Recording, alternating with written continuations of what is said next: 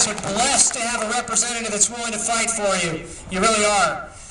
Well, I always start off every speech by saying that our hope is not in man, our hope is in Jesus Christ. Amen? All right. So, I love this byline the other day when the president of China came to visit the White House. The byline was this, that the most powerful communist in the world met with the president of China. I think that really sums up where we're at today, doesn't it?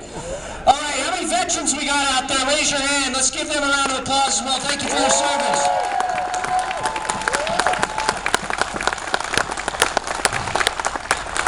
So we face lawlessness today in our country. Let's just sum it up and call it what it is. We face lawlessness today. The right to life is being assailed by Planned Parenthood. You have people defending ripping apart little babies in the womb. My goodness gracious, where are we at in this country? Horrible. Then we have the right to liberty being completely assailed, especially in Washington State, where we have Barronelle Stutzman down in Tri-Cities who just wanted to say, I don't want to participate in that homosexual wedding ceremony, and she gets sued by the state of Washington. Then we have a football coach in Bremerton who just wants to say a prayer on the 50-yard line after a game. And the school uses all of its resources to investigate him. You know, never mind the gang problems and the drug problems. We've got to investigate the coach praying on the 50-yard line. You know what? I think it would be better if they all got out there and prayed on the 50-yard line after every game.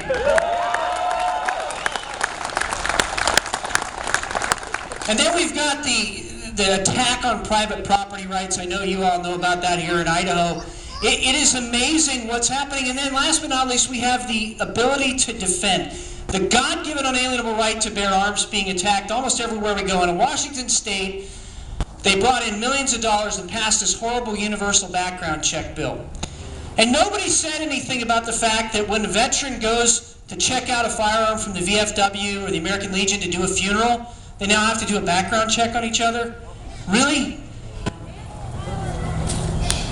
Shall not be infringed. And in Washington's Constitution, and I'm sure Idaho's, shall not be impaired. I think they mean what they say. Those words mean what they say.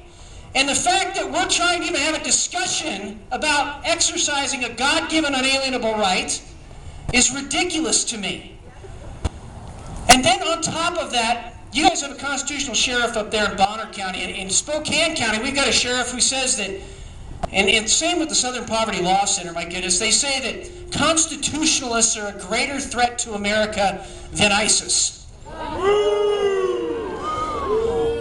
And then our sheriff sits down with the leadership of the Council of American Islamic Relations, which was an unindicted co-conspirator with the Muslim Brotherhood and the Holy Land Foundation trial. This world is upside down. And Christians are being specifically targeted like we saw down in Oregon. Specifically targeted for your faith. If you were literally asked, are you a Christian, and you knew that was the last thing that you would say, the answer to that question, would you do it? I think most of us probably would. I would rather not get there. I would rather have a firearm to answer the question with the firearm.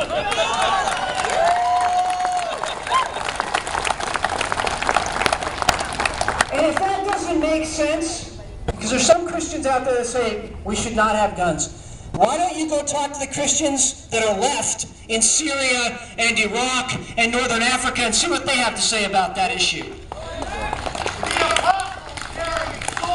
So, you know, you can carry a sword too if you want to. I like guns, so it gives me a little standoff. You don't build a surveillance state unless you intend to use it. You don't grow the size of bureaucracy unless you intend to use it. You don't threaten the right to bear arms like happened up in Priest River unless you actually intend to take them. So let's just dispense with all of the political correctness. And by the way, that's the worst form of tyranny because it's self-censorship. They don't want us to talk about it. Let's dispense with all that and call it what it is. They are coming for each and every one of our guns, and we're here today to say, no, you're not going to have them, no matter what you say. Northern Idaho, Eastern Washington, and Montana will say no to you. I will not comply!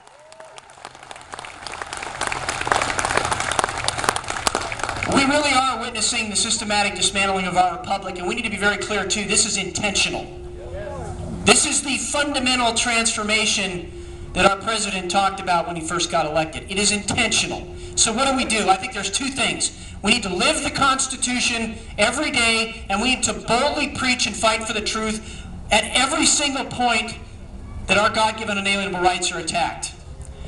So what do I mean by live the Constitution? How many of you are actually physically carrying today? I'm going to show you a little leg because I am too. How many are carrying today? Raise your hand. There you go. I feel really safe up here right now.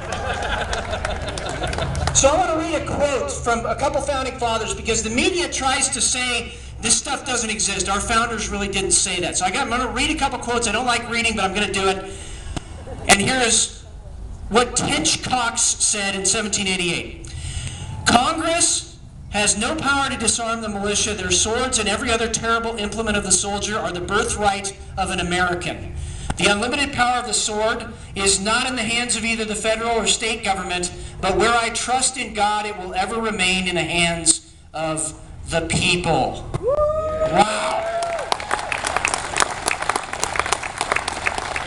And then Thomas Jefferson said this, and I love this quote. I'm going to frame it, I think. A strong body makes the mind strong. As to the species of exercises I advise, the gun. I'm going to say it again. For all these, you say that I don't want to exercise. I advise the gun. While this gives moderate exercise to the body, it gives boldness, enterprise, and independence to the mind. Games played with the ball and others of that nature are too violent for the body. The gun, therefore, should be the constant companion of your walks. Thomas Jefferson. Love that. Now, the media has been intent on changing that narrative of the Founding Fathers, and I believe the media has been complicit in lying about guns and about gun-free zones. And I want to be very clear on this point. I talked to Larry Pratt, the head of Gun Owners of America, about this. Since 1950, every mass shooting that involved 3 or more people, with one exception, since 1950 has been in a gun-free zone. Repeal it. In a gun-free zone. Let's not call it a gun-free zone anymore. It's a killing zone. It is a killing zone. That is exactly what it is. And when are we going to take the safety of our children and our families seriously? Likely, constitutional carry would have stopped or minimized that. And I'm going to get back to this because the mainstream media says, oh, why do you guys have to have guns? You hate people. You want to see people die. No, I don't. I love life. I think life is sacred. And life, if it's sacred, is worth defending with constitutional carry.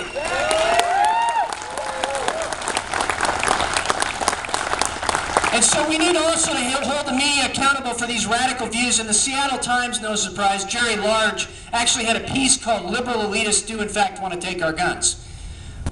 They come out and admit this stuff now. So we need to be bold and go on the offense. And this whole thing about the war on women or the real war on women, folks, they're not only killing women in the womb through abortion, they're killing women on our college campuses by disarming them as well. And so let's shatter a couple other mainstream media myths too with a couple quotes from people that they always quote, but they never quote these things. The right to defend one's home and one's person when attacked has been guaranteed through the ages by common law. Martin Luther King Jr., page 55 of Where Do We Go From Here, Chaos or Community. And then, not to be outdone, among the many misdeeds of the British rule in India, history will look upon the act depriving a whole nation of arms as the blackest. If we want the Arms Act to be repealed, if we want to learn the use of arms, here is a golden opportunity. Mahatma Gandhi, page 430, his autobiography. That kind of destroys some of the myths out there, doesn't it? And so it was not surprising with all of the things that this administration is doing that in 2013 they issued a roll call release from the Department of Homeland Security that said this: possible indicators of criminal weapons possession related to terrorism are large quantities of weapons in an individual's home. So what is North Idaho then? I mean, my goodness. What is North Idaho? Also want to say that, and we already know this, but I want to say it out loud for everybody. I don't need to do or have a permit to do something that comes from God. I don't have to apply for a piece of paper to do something that is given to me by God Almighty. And let's start talking that way when we talk to our legislators, and including down in Boise, Idaho. All right. Solution 2, boldly preach the truth. Some people say, well, it's not in the law, Matt. You don't understand constitutional law. And I said, well, have you read the Constitution? Most of them haven't. You don't understand constitutional law. Well, there are a couple court cases I want to read from as well, okay? And these come from the 1800s, and they think they're really good. To prohibit a citizen from wearing or carrying a war arm is an unwarranted restriction upon the constitutional right to keep and bear arms. If cowardly and dishonorable men sometimes shoot unarmed men with army pistols or guns, the evil must be prevented by the penitentiary and the gallows, and not by the general deprivation of constitutional rights. Wow, Wilson v. State, it's a court case. For in principle there is no difference between a law prohibiting the wearing of concealed arms and a law forbidding the wearing such as are exposed. And if the former be unconstitutional, the latter must so be likewise. But it should not be forgotten that it is not only a part of the right that is secured by the Constitution, it is the right entire and incomplete as it existed at the adoption of the Constitution. And if any portion of that right be impaired, immaterial how small that part may be, and immaterial the order of time at which it be done, it is equally forbidden by the Constitution. That is about as plain, I think, as you can get it, that constitutional carry is exactly what it says, and it needs to be the law in Idaho officially.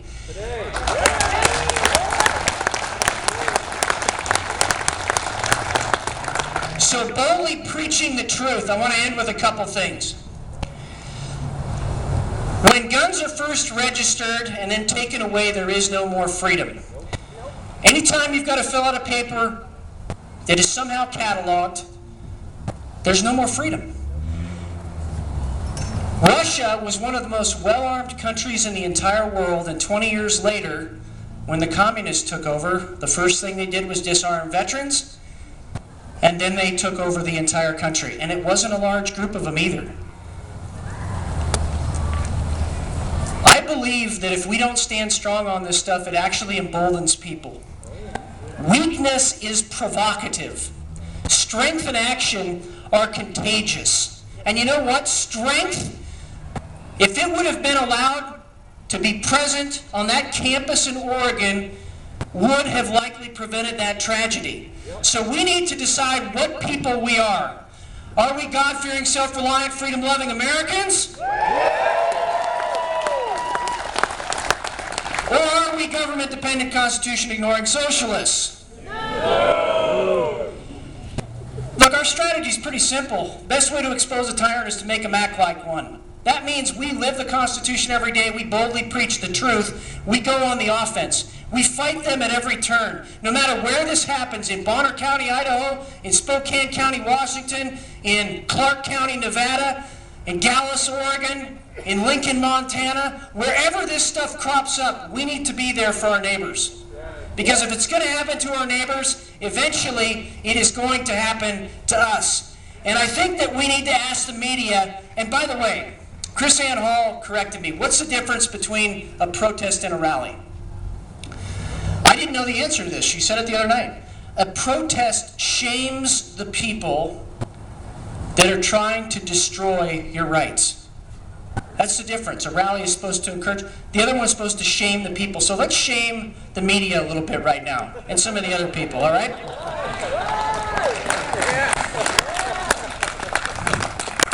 And I'm going to give you some responses when they try to get in your face about things.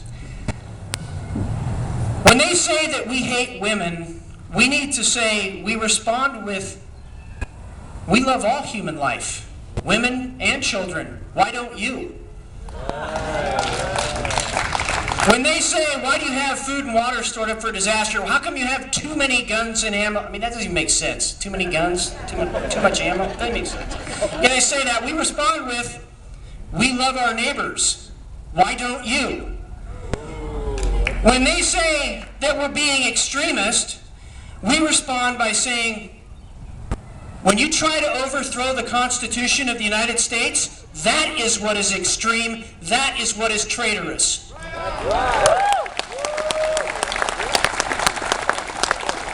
So let's make them defend their godless, un-American positions, and let's call it exactly what it is. So the question is, we know the solution now.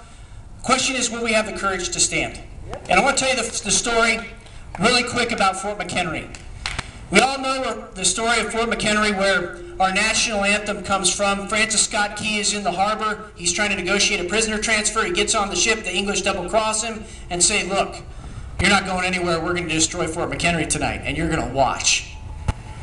And all night long, those prisoners in the hold of that ship kept asking him, hey, is our flag still there? Do you still see the flag? Is it still up? All night long, he said, yeah, it's still there. I can see it. It's still there. It's tattered, it's torn, but it's still there. And the dawn's early light broke, and that flag was still up on that flagpole, but it was canted at a very strange angle. Do you want to know what was holding up that flag?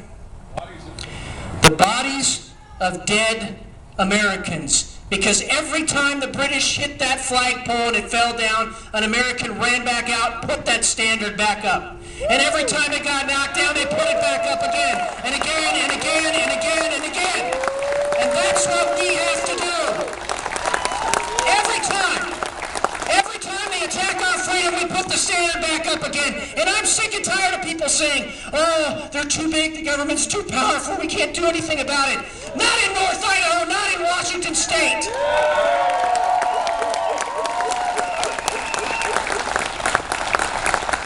They said the same thing to William Wallace and he beat the British. They said the same thing to George Washington and he beat the British. By the way, there's a theme there. They said the same thing to Michael Collins in Ireland and he beat the British. All it takes is for us, as a core group of people, standing together every time they assail our rights, to say no. Not here, not now, and not for my kids and my grandkids. Every time we raise that standard of freedom back up when they try to knock it down, and I think constitutional carry is a symbol of that standard of freedom being raised up. So when you leave here today, make sure you stop by the table over there. You sign up on the email for the Idaho Second Amendment Alliance. Make sure that you sign the petition to get constitutional carry here in Idaho.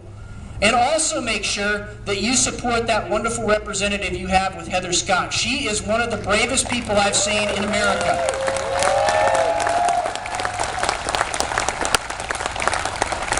So, will you throw off the chains of political slavery? Will you throw off the chains of political slavery? Will you raise that standard of freedom up again? And when we leave here, may we bless God by keeping America free, and may we bless God by constitutionally carrying as well. And I'm sure that'll make the paper, so I love that one. All right, God bless you guys. Thank you for being here today. And again, you can go sign up over at that table. The rally is the protest is concluded because we shamed the media. Woo! All right, it's over. Please go by the table before you leave. God bless you guys. Travel safe. And continue to pray for your leaders here in Idaho. Take care.